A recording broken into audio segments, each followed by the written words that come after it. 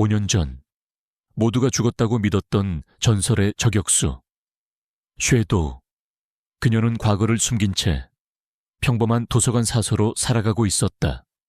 하지만 동료들을 죽음으로 내몬 배신자 이태섭 장군이 그녀 앞에 다시 나타난다. 그는 군인의 명예를 더럽히며 힘없는 여군을 조롱하고 그녀를 구경거리로 만들기 위해 사격대 위로 끌어올리는데, 바로 그 순간 모두의 비웃음 속에서 그녀의 잠자던 심장이 다시 뛰기 시작한다. 전설은 다시 총을 잡았다. 그녀의 신들린 사격은 거대한 음모의 서막을 알리는 총성이 되고, 이제 배신자는 그녀를 제거하기 위한 잔인한 추적을 시작한다. 과연 그녀는 5년 전의 진실을 밝히고 죽은 동료들의 복수에 성공할 수 있을까? 5년 강산이 반쯤 변한다는 시간. 유하나는 강세리라는 이름의 평범한 동네 도서관 사서로 살아가고 있었다. 낡은 책 냄새와 조용한 햇살, 그것은 피와 화약 냄새로 얼룩졌던 그녀의 과거와는 정반대의 세상이었다. 하지만 매일 밤 그녀는 5년 전 그날의 악몽에서 깨어나곤 했다. 배신자의 함정, 포탄이 장렬하던 소리, 그리고 눈앞에서 쓰러져 가던 동료들의 얼굴. 공식적으로 707 특수임무대대의 전설적인 저격수 쉐도우 유하나 대위는 그 작전에서 전사했다. 그녀는 죽은 사람이었다. 오늘은 바로 그 동료들의 기일이었다. 그녀는 무심코 인터넷 뉴스를 검색하다가 한 기사 앞에서 숨을 멈췄다. 글로벌 디펜스 테크 주최, 자선 사격대회 개최, 예비역 육군대장 이태섭 장군 귀빈으로 참석. 이태섭 5년 전 작전 정보를 적에게 팔아넘기고 자신의 팀을 사지로 몰아넣었던 바로 그 배신자. 심증은 있었지만 물증이 없었다. 그는 그 후로 군복을 벗고 거대 방산기업의 로비스트가 되어 더 큰 권력을 누리고 있었다. 5년 만에 처음으로 그녀에게 기회가 찾아왔다. 그녀는 경쟁자가 아닌 그저 군중 속의 익명의 얼굴로서 그를 관찰하기 위해 대회에 참석하기로 결심했다. VIP들을 위한 최고급 실탄 사격장. 공기 중에는 화약 냄새가 진동했고 사방에는 군 장성들과 정재계의 거물들이 가득했다. 그녀는 가장 구석진 곳에 서서 무대 중앙에서 위세를 떨치고 있는 이태섭을 차갑게 관찰했다. 그녀의 시야 한쪽에 민간인 복장을 하고 있지만 범상치 않은 기운을 풍기는 한 남자가 들어왔다. 국방안보지원사령부의 권시진 소령. 그는 5년 전 바로 그 작전에서 전사한 자신의 형이자 유하나의 직속상관이었던 권태하 소령의 죽음에 대한 진실을 혼자서 5년간 파헤치고 있었다. 그의 의심 역시 이태섭을 향하고 있었다. 그는 그저 눈에 띄지 않는 평범한 여자. 강세리에게는 아무런 관심도 두지 않았다. 대회 이벤트가 시작되었다. 이태섭 장군과 현역 군인의 시범 사격. 그의 파트너로 지목된 것은 앳되고 긴장한 기색이 역력한 한 젊은 여군 중위였다. 그녀는 거물들 앞에서 잔뜩 주눅이 들어 형편없는 사격 실력을 보였다. 이태섭은 이것을 기회로 삼아 마이크를 잡고 오만한 목소리로 외쳤다. 이것 보시오. 여자들이란 이렇다니까. 전쟁이 무슨 소꿉장난인 줄 알아. 총대는 무거워서 들 수나 있겠나. 그의 성차별적인 폭언에 여군 중위의 얼굴은 눈물로 얼룩졌다. 그는 자신의 주장에 쐐기를 받기 위해 관중석에서 아무나 한 명을 지목하기로 했다. 그의 시선이 가장 평범하고 위협적이지 않아 보이는 여자 강세리에게 꽂혔다. 거기 안경 쓴 아가씨, 그래. 당신 이리 한번 나와보시오. 총은 평생 잡아본 적도 없겠지 어디. 내가 여자들은 왜 군대에 필요 없는지 직접 증명해주지. 모든 시선이 그녀에게 쏠렸다. 이태섭은 비웃고 있었다. 권시진은 무심한 눈으로 그녀를 바라보았다. 강세리, 아니, 유아나는 피할 수 없음을 깨달았다. 그녀가 안경을 고쳐 쓰고 사격대를 향해 걸어 나가는 순간 그녀를 둘러싼 공기가 변했다.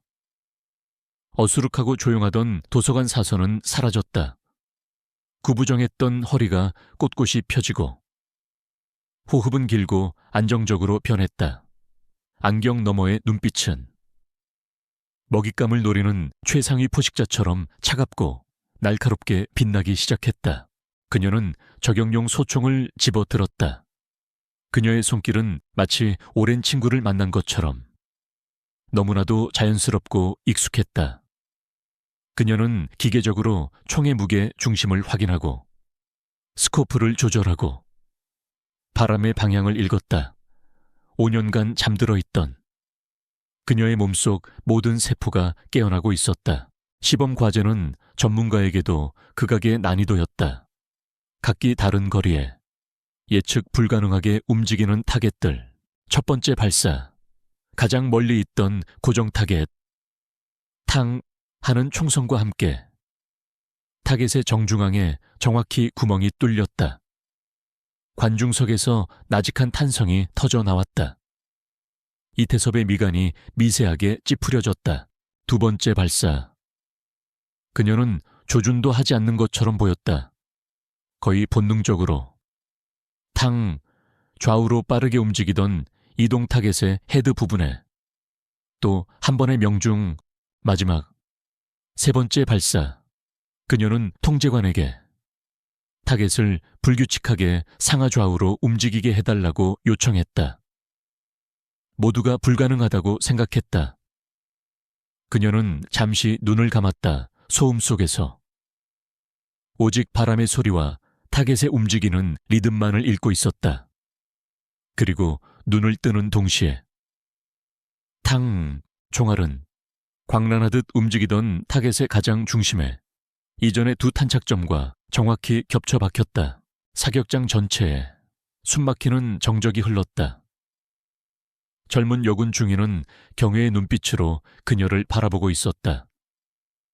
수많은 군 장성들과 무기 전문가들은 자신들의 눈을 의심했다. 저것은 인간의 실력이 아니었다. 신의 경지였다. 권시진은 자리에서 벌떡 일어날 뻔했다. 그의 머릿속이 빠르게 회전했다. 저 정도의 실력은 단순히 훈련을 통해 얻을 수 있는 것이 아니다.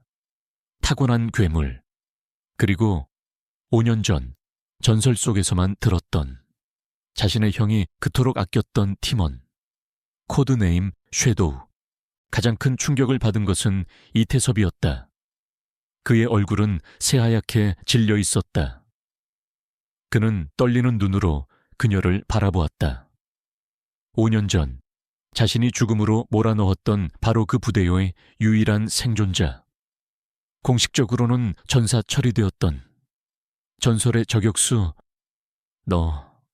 너는 그가 무언가 더 말하려던 순간 하나는 소총을 내려놓았다. 그녀는 그에게 복수를 예고하는 단 하나의 차가운 눈빛을 보냈다. 그리고는 뒤돌아서서 충격에 빠진 군중 속으로 조용히 그러나 당당하게 걸어 나갔다. 그녀가 사라지자 사격장은 아수라장이 되었다. 저 여자를 잡아 당장 이태섭이 미친 듯이 소리쳤다. 권시진 역시 자리에서 일어났다. 하지만 그는 그녀를 잡으려는 것이 아니었다.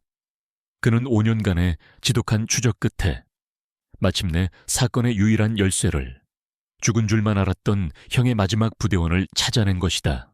유아나는 이미 그곳에 없었다. 그녀의 조용했던 삶은 이제 끝났다. 그녀는 가장 화려하고 가장 공개적인 방식으로 자신의 적에게 선전포고를 날린 것이다.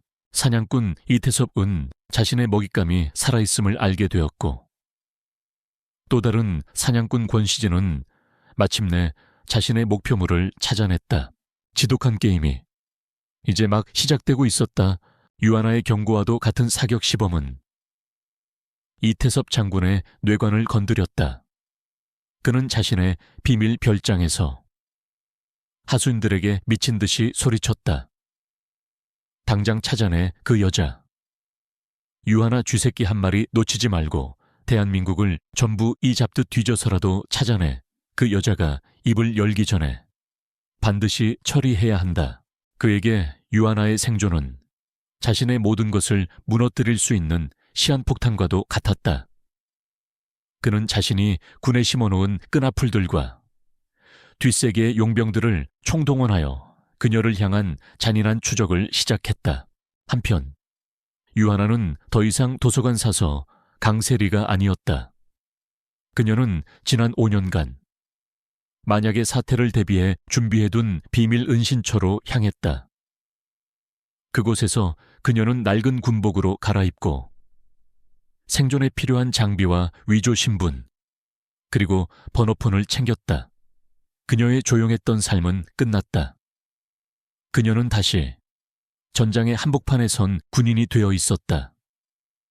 그녀의 마음속에는 두려움과 함께 죽은 동료들을 향한 차가운 분노와 복수심이 불타올랐다.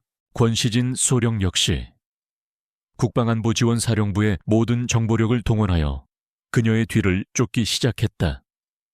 그는 강세리라는 신원이 위조된 것임을 금방 밝혀냈다.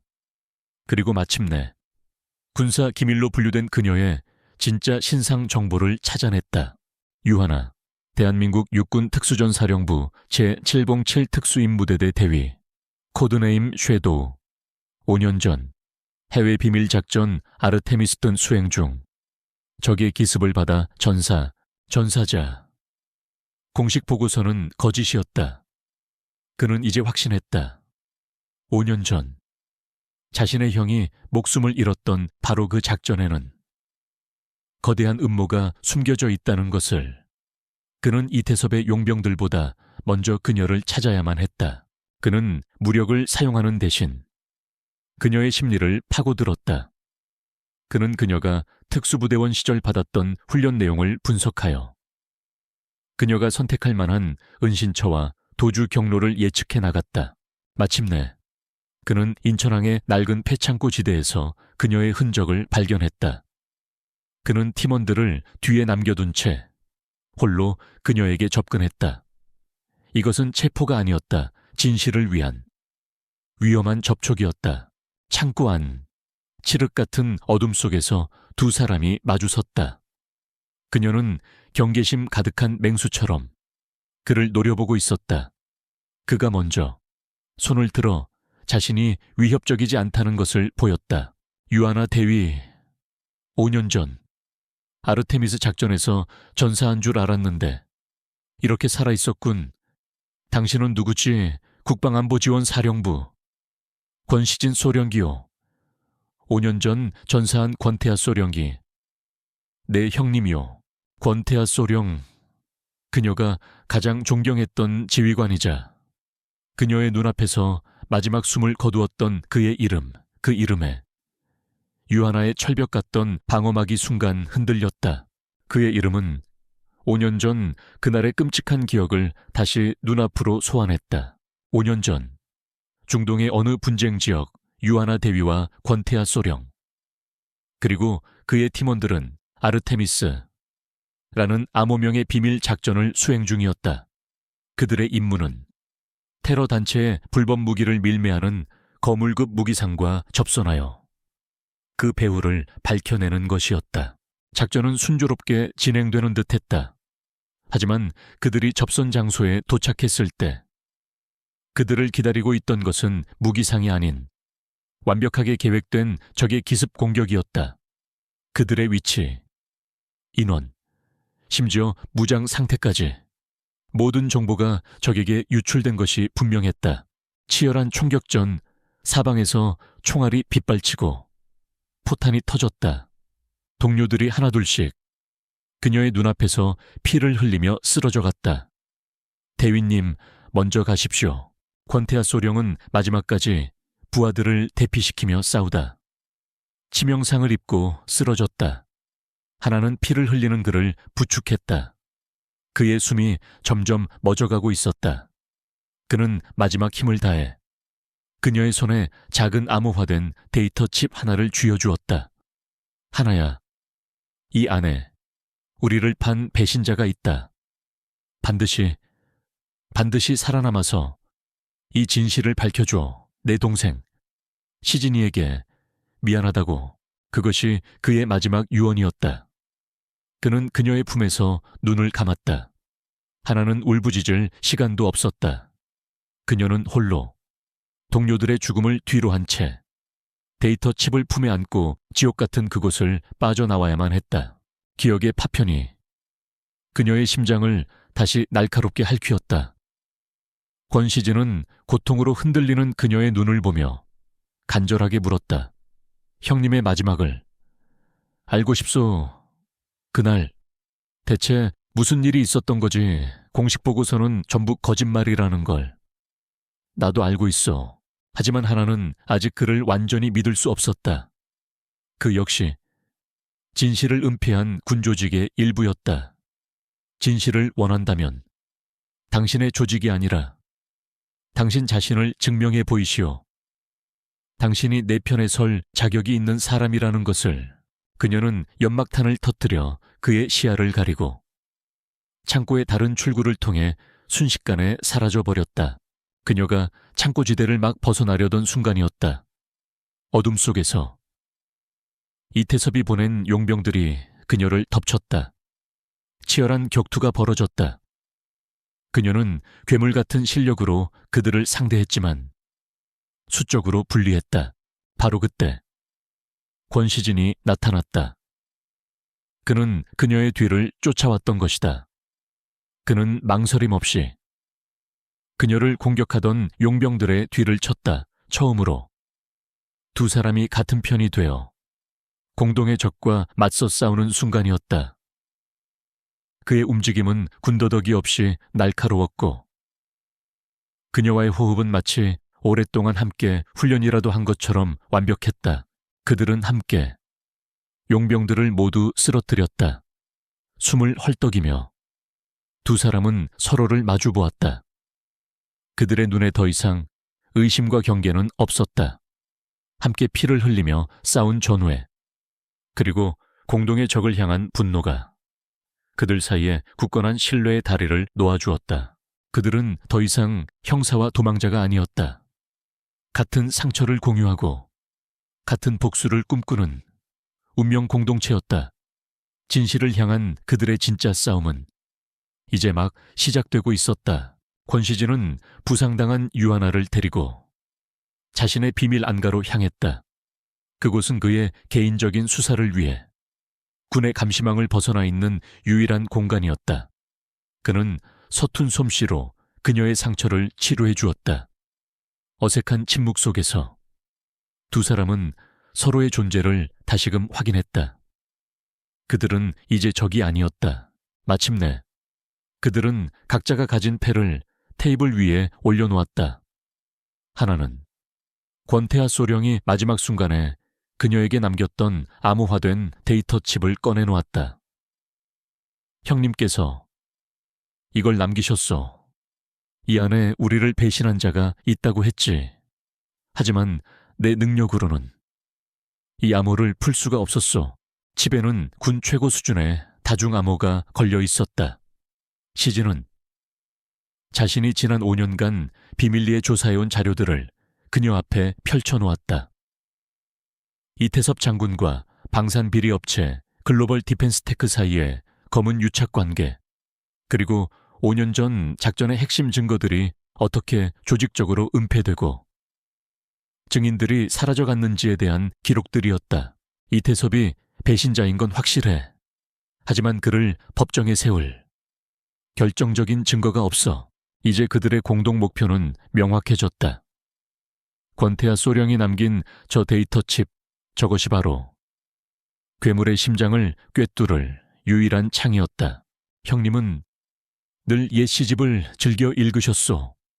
그리고 중요한 메시지는 항상 시를 이용해 암호로 남기곤 했지. 시진은 자신의 집에서 가져온 형의 낡은 유품 상자를 열었다. 그 안에는 손때 묻은 이육사 시인의 시집 한 권이 들어있었다.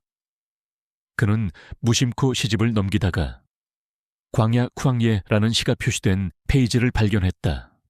그리고 그 페이지 사이에는 무작위로 보이는 숫자들이 적힌 작은 쪽지가 끼워져 있었다. 그것은 그의 형이 언젠가 동생인 자신만이 풀어주기를 바라며 남겨둔 마지막 메시지였다. 두 사람은 그날 밤 머리를 맞대고 암호 해독에 매달렸다. 하나는 군사 암호 체계에 대한 지식으로 숫자의 배열 규칙을 분석했고, 시진은 형과의 추억을 더듬어 그 규칙이 광야라는 시의 행과 단어 위치에 해당한다는 것을 깨달았다. 그들은 한 글자, 한 글자, 고통스럽게 암호를 풀어냈다. 마침내 완성된 메시지는 그들을 더 깊은 미궁 속으로 이끌었다. 푸른 뱀의 눈, 자정을 기다린다. 푸른 뱀의 눈 하나는 그 의미를 알 수 없었다. 하지만 시진은 달랐다. 우리 형님은 바둑광이었어. 푸른 뱀은 형님이 즐겨 사용하던 공격적인 바둑 포석의 이름이었지. 그리고 푸른 뱀의 눈은 형님이 정보를 수집하기 위해 드나들던 VVIP들만 출입하는 비밀 기원의 이름이요. 자정을 기다린다는 것은 그곳에서 매달 자정에 열리는 비밀 경매를 의미하는 것이 틀림없었다. 다음 경매는 바로 이틀 뒤 그 경매. 이태섭의 약점이 될 무언가가 나올 것이 분명했다. 그들은 그 비밀 경매에 잠입하기로 결심했다. 시진은 신흥 무기상으로, 하나는 그의 매혹적인 파트셔너로 위장하여 적의 속을 가장 깊숙한 곳으로 직접 들어가는 위험한 작전이었다. 하지만 그들이 계획을 세우는 동안 이태섭의 방역 또한 시작되고 있었다. 이태섭은 자신의 인맥을 총동원하여 권시진 소령이 간첩용이자 유하나와 내통하고 있다는 혐의를 씌웠다. 결국 시진은 특별수사본부에서 경질되고 정직 처분을 받았다. 그는 이제 공식적으로 아무런 힘도 없는 무법자 신세가 되었다. 이제 그들 뒤에는 국가라는 거대한 방패막이 없었다. 오직 두 사람, 서로의 등만을 의지한 채 거대한 악과 맞서 싸워야만 했다. 경매가 열리는 날 밤, 하나는 자신의 정체를 완벽하게 숨긴 모습으로 거울 앞에 섰다. 낡은 도서관 사서의 모습도, 먼지 쌓인 군복의 모습도 아니었다. 몸의 곡선을 따라 흐르는 검은색 실크 드레스, 매혹적인 스모키 화장. 그녀는 이제 전설의 저격수 쉐도우가 아닌 누구라도 돌아볼 만큼 아름답고 위험한 파무파탈이 되어 있었다. 날카로운 수트를 차려입은 시진이 그런 그녀의 모습을 보고 순간 숨을 멈췄다. 준비됐어. 하나는 거울 속의 자신과 자신의 뒤에 서 있는 남자를 바라보았다. 그녀의 눈에 차가운 불꽃이 튀었다. 내 동료들의 목숨값을 받으러 가야지. 그들은 더 이상 주저하는 동맹이 아니었다. 같은 상처를 공유하고 같은 복수를 꿈꾸는 완벽한 파트너였다. 두 사람은 함께 사자의 소굴을 향해 걸어 들어가고 있었다. 푸른 뱀의 눈, 강남의 한적한 골목 깊숙한 곳. VVIP들만을 위한 비밀 기원은 겉보기에는 평범한 바둑클럽이었지만 그 안에서는 대한민국의 권력을 주무르는 그림자들의 은밀한 거래가 이루어지고 있었다. 아름다운 미스터리 파트너로 위장한 유하나와 돈 냄새를 풍기는 신흥 무기상으로 위장한 권시진은 다른 손님들 사이에 섞여 그들의 목표, 이태섭 장군을 관찰했다. 그는 마치 왕처럼 자신의 세력가들에게 둘러싸여 있었다. 자정이 되자 비밀 경매가 시작되었다. 경매에 올라온 물건들은 고미술품이나 보석이 아니었다. 불법 무기, 도그라덴나의 군사기밀, 그리고 정치적인 거래들이었다. 그리고 마침내 마지막 경매품이 올라왔다. 사회자는 그것을 실패한 비밀 작전에서 유출된 민감한 군사 정보가 담긴 노트북이라고 소개했다. 이태섭이 파놓은 함정이었다. 시진은 함정인 것을 알면서도 경매에 뛰어들었다. 그는 자신의 역할을 완벽하게 연기하며 막대한 금액을 불러 노트북을 낙찰받았다. 그가 노트북을 건네받는 바로 그 순간 쾅 기원의 문이 열리며 그의 직속 부대인 국방안보지원사령부의 수사관들이 들이닥쳤다. 그들을 이끌고 온 것은 시진의 오랜 라이벌인 박소령이었다. 권시진 소령. 군사기밀보호법 위반 및 간첩 혐의로 긴급 체포한다. 노트북에서는 미리 심어놓은 1급 군사기밀이 발견되었고 그가 경매 자금으로 쓴 돈은 군사기밀을 사기 위한 뇌물로 둔갑했다. 이태섭은 멀리서 그 광경을 보며 승리자의 미소를 짓고 있었다. 그는 권시진을 배신자로 만들어 진짜 유령, 유하나를 끌어내기 위한 미끼로 쓴 것이다. 혼란의 틈을 타 하나는 훈련받은 대로 소리 없이 그곳을 빠져나왔다. 그녀는 이제 완벽하게 혼자가 되었다. 유일한 아군마저 적의 함정에 빠져버린 것이다. 시진은 자신의 부대로 끌려가 동료들에게 조사를 받는 치욕을 겪어야 했다. 그는 묵비권을 행사했다. 그가 입을 여는 순간 유하나의 존재가 드러나고 그들의 모든 계획이 수포로 돌아갈 터였다. 결국 그는 모든 혐의를 뒤집어 쓴 채 직무정지 처분을 받고 가택 연금 상태에 놓였다. 그는 완벽하게 무력화되었다. 하나는 새로운 안개서 권시진이 군을 배신한 파렴치한으로 매도되는 뉴스를 보고 있었다. 그녀는 선택의 기로에 섰다. 이대로 도망쳐서 자신의 목숨이라도 부지할 것인가? 아니면 자신을 믿어준 유일한 사람을 위해 이 위험한 불길 속으로 다시 뛰어들 것인가? 그녀의 뇌리에 형의 마지막을 알려달라던 시진의 애절한 눈빛과 동료들의 시신을 뒤로 한 채 홀로 탈출해야 했던 5년 전 그날의 악몽이 겹쳐졌다. 그녀는 더 이상 동료를, 파트너를 버리고 혼자 도망치지 않기로 결심했다. 그녀는 이제 혼자서 싸워야만 했다. 그녀는 이태섭의 심장부, 글로벌 디펜스 테크 GDT의 본사를 직접 공격하기로 계획했다. 그곳에 시진의 누명을 벗겨줄 증거가 있을 것이 분명했다. 그녀는 GDT 빌딩의 설계 도면과 보안 시스템, 경비 순찰 시간까지 모든 것을 분석했다. 그리고 청소부 직원으로 위장하여 어둠을 틈타 거대한 빌딩 안으로 유령처럼 잠입했다. 레이저 감지기를 피하고 CCTV 사각지대를 이용하며 그녀는 한층 한층 이태섭이 펜트하우스 사무실을 향해 나아갔다. 그녀의 모든 움직임은 지난 수년간 잊고 살았던 그녀의 몸이 기억하는 전사의 그것이었다.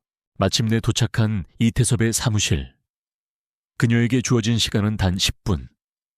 그녀는 그의 컴퓨터를 해킹하려 했지만 최고 수준의 보안 시스템에 막혀 있었다. 시간은 속절없이 흘러갔다. 바로 그때 그녀의 눈에 책상 위에 놓인 작은 액자 하나가 들어왔다.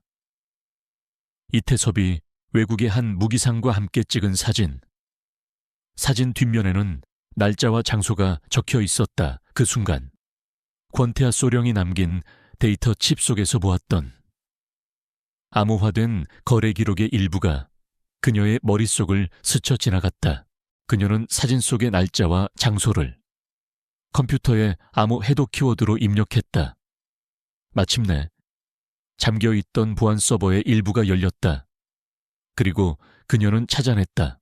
시진에게 누명을 씌우기 위해 사용된 노트북 속에 군사 기밀 원본 파일, 그리고 이태섭과 박소령의 통화 녹음 파일. 권시진을 미끼로써 그놈을 배신자로 만들어서 진짜 유령을 끄집어내는 거야. 그 계집애만 잡으면 모든 게 끝나. 모든 것이 담겨 있었다. 이태섭이 이 모든 함정을 계획했다는 완벽한 증거였다. 그녀는 재빨리 파일을 마이크로 SD카드에 복사했다. 경보음이 울리기 직전 그녀는 창문을 통해 미리 설치해둔 로프를 타고 어둠 속으로 사라졌다. 같은 시각 가택 연금 상태의 권시진은 창밖을 보며 깊은 무력감에 빠져 있었다. 그때 그의 창문으로 작은 드론 하나가 날아왔다. 드론에는 작은 꾸러미가 매달려 있었다. 그 안에는 마이크로 SD 카드와 함께 동료라는 한 단어가 적힌 작은 쪽지가 들어있었다. 그는 SD 카드를 노트북에 꽂고 녹음된 내용을 들었다. 이태섭의 목소리, 박소령의 목소리, 모든 진실, 그녀가 자신을 버리고 도망치지 않은 것이다. 오히려 자신의 명예를 되찾기 위해 목숨을 걸고 적의 심장부로 뛰어들었던 것이다. 그의 마음속에 남아있던 마지막 의심의 조각마저 사라졌다. 그의 입가에 차가운 미소가 번졌다. 적이 파놓은 함정은 오히려 두 사람의 동맹을 그 누구도 끊을 수 없는 절대적인 신뢰의 관계로 만들어주었다. 이제 방역의 시간이었다. 권시진은 가택연금 상태에서 풀려났다. 유하나가 목숨을 걸고 가져온 증거는 완벽했다. 그는 자신의 결백을 증명하는 것을 넘어 국방안보지원사령부 내부를 썩어 들어가게 만들었던 박소령과 그 라인을 통째로 도려내는 방역에 칼날로 사용했다. 군 검찰은 발칵 뒤집혔고 이태섭 장군의 굳건해 보였던 방패막 중 하나가 그렇게 허무하게 무너져 내렸다. 이제 그들의 시선은 오직 단 한 사람, 이태섭을 향하고 있었다. 시진은 공식적으로 복귀했지만 그와 하나의 공조는 더욱 깊은 비밀 속에서 이루어졌다. 그들은 이제 5년 전 권태하 소령이 남긴 데이터 칩의 마지막 암호를 풀어야만 했다. 형님은 2중, 3중의 암호를 사용했소. 우리가 푼 것은 외부의 껍데기에 불과해. 진짜 핵심 정보는 아직 잠겨 있어. 시진은 안가의 컴퓨터 모니터에 떠 있는 복잡한 암호 체계를 보며 말했다. 그들은 지난 며칠간 밤을 새워가며 암호 해독에 매달렸다. 하지만 마지막 관문은 좀처럼 열리지 않았다. 그것은 단순한 기술적인 암호가 아니었다. 권태하 소령과 그의 가장 신뢰했던 부하, 유하나만이 알 수 있는 그들만의 약속이자 기억의 조각이 필요한 감성적인 암호였다. 작전 전날 밤이었소. 하나가 5년간 굳게 닫아두었던 기억의 문을 힘들게 열었다. 소령님께서 저를 따로 부르셨지. 그리고는 자신의 딸에게 쓴 편지를 건네주셨소. 만약 자신이 돌아오지 못하면 꼭 전해달라고. 그녀의 목소리가 가늘게 떨렸다. 편지에는 나의 작은 별에게라고 적혀 있었소. 나의 작은 별. 그 단어에 시진의 머릿속에 섬광이 스쳤다. 그는 형의 낡은 유품 상자를 다시 뒤졌다. 그리고 그 안에서 형의 딸, 즉 자신의 조카가 어릴 적 서툰 솜씨로 아빠에게 선물했던 별 모양 목걸이를 찾아냈다. 그는 목걸이의 뒷면을 살펴보았다. 그곳에는 아주 작은 글씨로 숫자 몇 개가 새겨져 있었다. 조카의 생년월일이었다. 그것이 바로 마지막 암호키였다. 그들이 조카의 생년월일을 입력하자 굳게 닫혀있던 마지막 파일의 잠금이 마침내 풀렸다. 파일 안에는 단 하나의 문서가 들어있었다. 그것은 이태섭 장군과 글로벌 디펜스 테크 GDT의 아시아 지부장 사이에 오고 간 비밀 이면 계약서였다. 계약서에는 아르테미스 작전의 모든 군사 정보를 넘기는 대가로 이태섭이 GDT의 차세대 적용용 소총 개발 프로젝트에 막대한 지분을 받기로 약속한 내용이 상세하게 적혀 있었다. 그리고 그 계약서의 실행을 보증하는 핵심 인물의 이름이 적혀 있었다. GDT 한국지사, 물류팀 과장 김동진. 그는 계약에 필요한 모든 불법 자금의 세탁과 전달을 책임졌던 이태섭의 핵심 공모자였다. 그는 5년 전 작전이 실패로 돌아간 직후 모든 흔적을 지우고 잠적한 상태였다. 이 사람만 찾으면 모든 게 끝나. 시진의 눈에 불꽃이 튀었다. 그들은 김동진을 찾기 위한 추적을 시작했다. 하지만 그는 유령처럼 모든 흔적을 지운 뒤였다. 그들이 벽에 부딪혔을 때 하나가 입을 열었다. 김동진, 그는 아마추어가 아니오. 그 역시 우리와 같은 특수부대 출신일 가능성이 높소. 그렇다면 그는 군이 사용하는 추적 시스템을 역으로 이용할 줄 알겠지. 그녀는 발상을 전환했다. 그를 직접 쫓는 대신 그가 스스로 움직이게 만들어야 했다. 이태섭에게 김동진이라는 카드가 우리 손에 있다는 사실을 흘려야 하오. 그럼 이태섭은 자신의 마지막 약점을 제거하기 위해 반드시 그를 먼저 찾아 나설 것이오. 그것은 위험한 도박이었다. 하지만 유일한 방법이었다. 시진은 안보사의 정보망을 이용해 김동진이 검찰에 자수를 준비하고 있다는 거짓 정보를 이태섭의 귀에 들어가도록 흘렸다. 예상대로 이태섭은 미끼를 물었다. 그는 자신의 모든 인맥과 용병들을 동원하여 김동진을 찾기 위한 필사적인 수색을 시작했다. 이제 경주는 시작되었다. 이태섭의 암살자들보다 먼저 그들이 김동진을 찾아내고 보호해야만 했다. 두 사람은 밤낮으로 김동진이 남긴 희미한 흔적들을 추적했다. 그리고 마침내 그가 강원도의 한 폐광촌에 숨어 지내고 있다는 사실을 알아냈다. 그들이 폐광촌에 도착했을 때 이미 그곳의 공기는 죽음의 냄새로 가득했다. 이태섭의 용병들이 먼저 도착하여 마을 전체를 포위하고 있었다. 이제 정면 돌파는 불가능했다. 하나는 자신의 가장 강력한 무기를 사용하기로 결심했다. 그녀는 시진에게 용병들의 시선을 끌어달라고 부탁했다. 그리고 자신은 적용용 소총을 들고 마을이 내려다 보이는 가장 높은 산등성이로 향했다.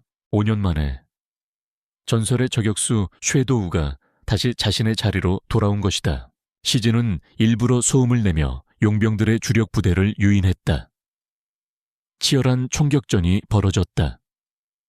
수적으로 불리한 시진이 위기에 몰리는 순간 산 정상에서 날카로운 총성이 밤의 정적을 갈랐다. 시진을 겨누던 용병의 머리에 정확히 총알이 박혔다. 탕탕. 그녀의 총알은 빗나가는 법이 없었다. 그녀는 어둠 속에서 바람과 거리, 그리고 인간의 심리까지 계산하여 완벽한 저격을 성공시켰다. 그녀는 살인자가 아니었다. 그녀는 동료를 지키는 수호자였다. 그녀의 압도적인 실력 앞에 용병들은 공포에 질려 흩어지기 시작했다. 그 틈을 타 시진은 김동진이 숨어있는 낡은 광부 사택으로 달려갔다. 그는 문을 부수고 들어갔다.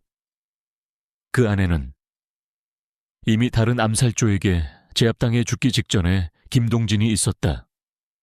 시진은 마지막 암살자를 쓰러뜨리고 간신히 그를 구해냈다. 모든 것이 끝났을 때 동이 트고 있었다. 지쳐 쓰러진 김동진은 자신을 구해준 두 사람 앞에서 마침내 모든 것을 자백했다. 그리고 그는 이태섭의 모든 죄악이 담긴 원본 데이터가 담긴 마지막 증거물, 또 다른 데이터 칩을 그들에게 넘겨주었다. 이제 모든 증거가 모였다. 그들은 이제 괴물의 심장을 향해 마지막 창을 던질 준비를 하고 있었다. 김동진의 손에서 넘어온 마지막 데이터 칩, 그 안에는 이태섭이 지난 10년간 저지른 모든 반역 행위의 원본 기록이 담겨 있었다. 암호화된 통화 내역, 비밀 계좌의 자금 흐름, 그리고 5년 전 아르테미스 작전의 정보를 적에게 팔아넘기는 바로 그 순간의 음성 녹음 파일까지 이제 모든 증거가 모였다. 그들의 손에는 괴물의 심장을 꿰뚫을 수 있는 가장 날카롭고 차가운 칼이 쥐어졌다. 이걸 검찰에 넘기면 모든 게 끝나. 권시진이 말했다. 하지만 유아나의 생각은 달랐다. 아니, 법의 심판만으로는 부족해. 그는 5년 전 내 동료들을 가장 영광스러운 군인의 자리에서 가장 치욕스러운 배신자로 만들었어. 우리도 똑같이 되갚아줘야 해. 그가 가장 빛나는 순간에 가장 비참한 방식으로 그를 끌어내려야만 해. 그녀의 눈에 차가운 복수심이 불타올랐다. 그들의 마지막 무대는 며칠 뒤 서울에서 열릴 예정인 국제방위산업 전시회 카아드엑스였다. 전 세계의 무기상들과 군 관계자들이 모이는 그곳에서 이태섭은 글로벌 디펜스 테크 GDT의 아시아 총괄 대표로서 대한민국 정부와 차세대 전투기 도입에 관한 천문학적인 규모의 계약을 체결할 예정이었다. 그것은 그의 인생에 있어 최고의 정점이 될 터였다. 그들은 바로 그곳에서 모든 것을 끝내기로 결심했다. 작전은 치밀하게 계획되었다. 하나는 GDT의 경쟁사인 유럽의 소규모 방산업체의 비서로 위장했다. 그녀의 완벽한 외국어 실력과 어떤 상황에서도 주눅들지 않는 당당한 태도는 그녀를 의심하는 사람을 단 한 명도 없게 만들었다. 시진은 공식적으로 복귀한 자신의 직위를 이용했다. 그는 행사장 내부의 보안을 책임지는 국방안보지원사령부의 현장 지휘팀에 자원하여 그들의 내부의 눈이 되어주었다.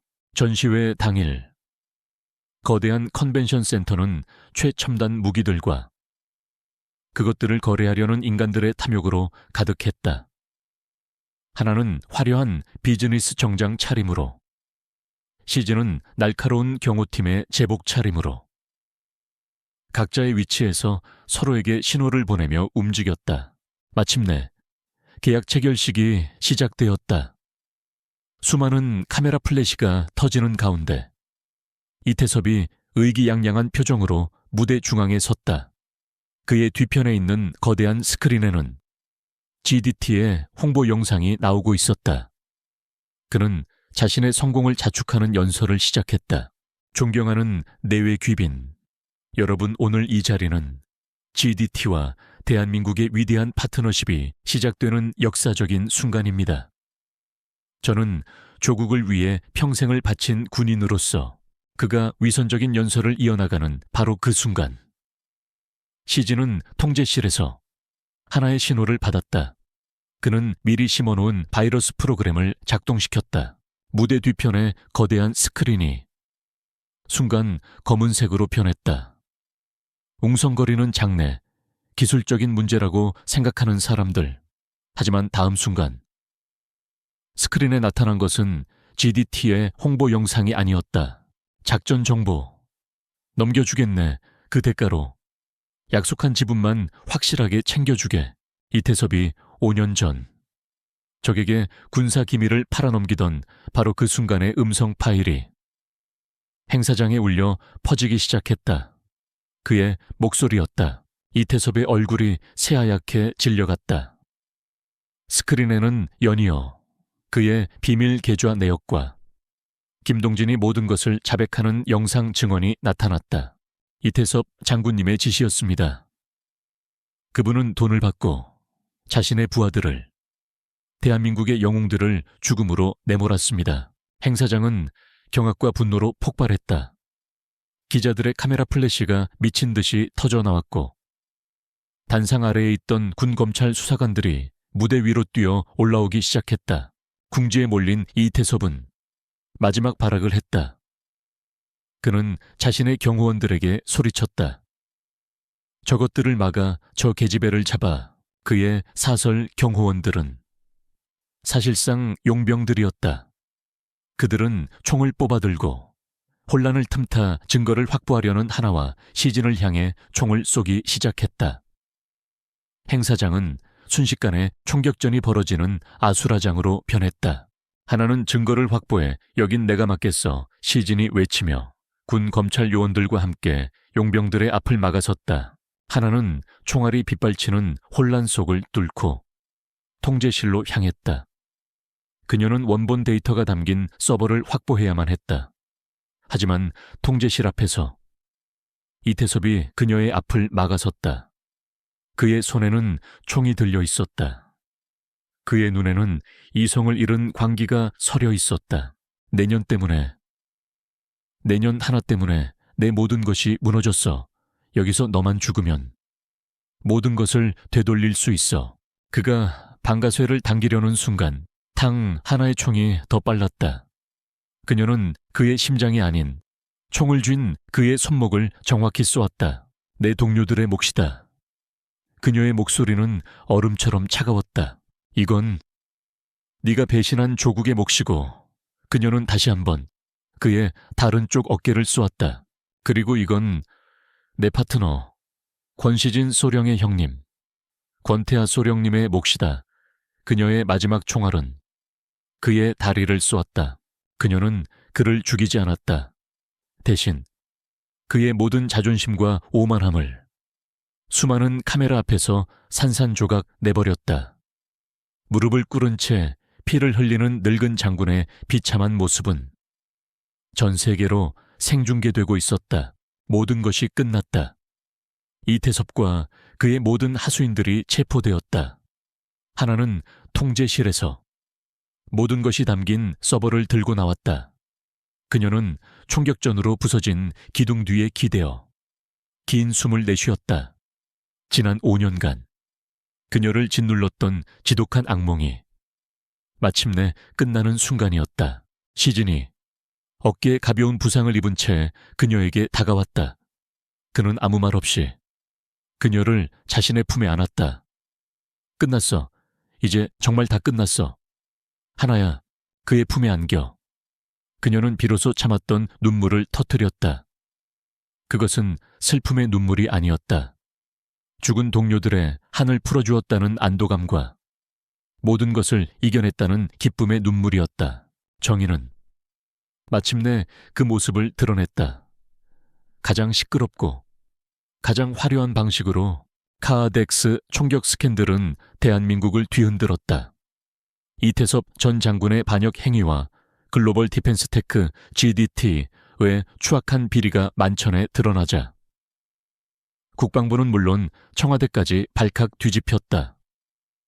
국방부는 즉시 특별감찰에 착수했고 이태섭과 연루된 모든 군 관계자들과 방산업체들이 줄줄이 법의 심판을 받게 되었다. 며칠 후 국방부는 공식 브리핑을 열었다. 그 자리에서 5년 전 아르테미스 작전의 진실이 처음으로 세상에 공개되었다. 작전 실패의 원인은 부대원들의 실수가 아닌 이태섭의 배신 행위였음이 공식적으로 인정되었다. 국방부 대변인은 비통한 목소리로 5년 전 억울하게 희생된 권태하 소령과 그의 팀원들의 이름을 하나하나 호명했다. 그리고 마지막으로 전사자로 기록되었던 유하나 대위의 이름이 불렸다. 유하나 대위는 전사한 것이 아니었습니다. 그녀는 배신자의 함정 속에서 홀로 살아남아 지난 5년간 동료들의 명예를 되찾기 위해 외로운 싸움을 벌여온 이 시대의 진정한 영웅입니다. 그녀의 모든 누명은 벗겨졌다. 군은 그녀에게 최고의 훈장을 수여하고 군으로의 명예로운 복귀를 제안했다. 하지만 유하나는 그 모든 제안을 정중히 거절했다. 모든 폭풍이 지나간 후 그녀는 권시진과 함께 국립현충원을 찾았다. 그곳에는 5년 전 그녀의 눈앞에서 쓰러져 갔던 동료들이 잠들어 있었다. 그리고 그들의 가장 맏형이었던 권태하 소령의 묘비가 있었다. 하나는 하얀 국화꽃 한 다발을 그의 묘비 앞에 조용히 내려놓았다. 보고 드립니다. 소령님, 임무 완수했습니다. 이제 편히 쉬십시오. 그녀의 목소리는 더 이상 떨리지 않았다. 그녀의 눈에는 눈물 대신 모든 것을 이겨낸 자의 깊고 고요한 평화만이 담겨 있었다. 시진 역시 형의 묘비 앞에 거수경례를 올렸다. 형님, 이제 발 뻗고 주무셔도 됩니다. 형님이 지키려 했던 모든 것, 이제 제가 하나 씨와 함께 지켜나가겠습니다. 두 사람은 말없이 나란히 서서 동료들의 묘비를 바라보았다. 과거에 망령에 쫓기던 두 외로운 영혼이 비로소 죽은 자들의 무덤 앞에서 서로의 상처를 보듬으며 긴 어둠의 터널을 빠져나오고 있었다. 앞으로 어떻게 할 생각이오? 시진이 조심스럽게 물었다. 떠날 겁니다. 하나가 대답했다. 더 이상 쉐도우도 유아나 대위도 아닌 그냥 평범한 사람으로 살고 싶어요. 책 냄새 맡고 햇살 아래서 조용히 걷는 그런 평범한 삶 말이에요. 그녀는 시진을 돌아보았다. 그녀의 눈에 처음으로 장난기 어린 미소가 떠올랐다. 혹시 시골의 작은 도서관 사서 자리 아직 비어 있을까요? 그녀의 말에 시진도 마침내 희미하게 미소 지었다. 그는 그녀의 손을 잡았다. 그 도서관 내가 통째로 사주지. 대신 조건이 있어. 무슨 조건인데요? 그 도서관의 유일한 회원이자 평생 대출 연체자가 될 남편 자리는 반드시 나를 위해 비워둘 것. 그의 서툴지만 진심 어린 청혼에 하나는 소리내어 웃었다. 그것은 그녀가 지난 5년간, 아니 평생 처음으로 지어보는 그렇게나 맑고 행복한 웃음이었다. 1년 후 강원도에 안개 자욱하던 바로 그 산골 마을. 낡고 허름했던 군립도서관은 이제 마을에서 가장 아름답고 따뜻한 공간으로 재탄생했다. 익명의 독집가가 막대한 돈을 기부하여 도서관을 새로 짓고 마을 아이들을 위한 장학재단까지 설립했다는 소문이 돌았다. 도서관의 사서는 여전히 강세리라는 이름에 안경을 쓴 조용한 여자였다. 하지만 이제 그녀의 얼굴에는 더 이상 과거의 그늘이나 경계심이 없었다. 그녀는 아이들에게 책을 읽어주며 세상 가장 평화로운 미소를 짓고 있었다. 어느 주말 오후 도서관의 문이 열리고 훤칠한 키에 한 남자가 들어섰다. 그는 이제 군복 대신 편안한 캐주얼 차림을 하고 있었다. 그는 이번 사건을 마지막으로 명예롭게 전역하여 경찰대학의 교수로 새로운 인생을 시작했다. 강사서. 나왔소. 권시진이었다. 그는 자연스럽게 그녀의 곁으로 다가가 그녀의 이마에 입을 맞췄다. 오늘 저녁은 뭐 먹을까? 글쎄, 당신이 좋아하는 된장찌개나 끓일까? 그들의 대화는 지극히 평범하고 소박했다. 하지만 그 평범함 속에 세상 그 어떤 전쟁의 승리보다도 더 값진 행복이 담겨 있었다. 두 사람은 손을 잡고 도서관을 나섰다. 그들의 곁에는 이제는 평화롭게 꼬리를 흔드는 늠름한 백두가 함께했다. 그들은 노을이 지는 한적한 산책길을 아무런 목적 없이 그저 함께 걸었다. 지독한 어둠 속에서 서로를 발견한 두 사람. 그들은 이제 서로에게 유일한 진실이자 영원한 안식처가 되어 새로운 희망의 아침을 함께 맞이하고 있었다.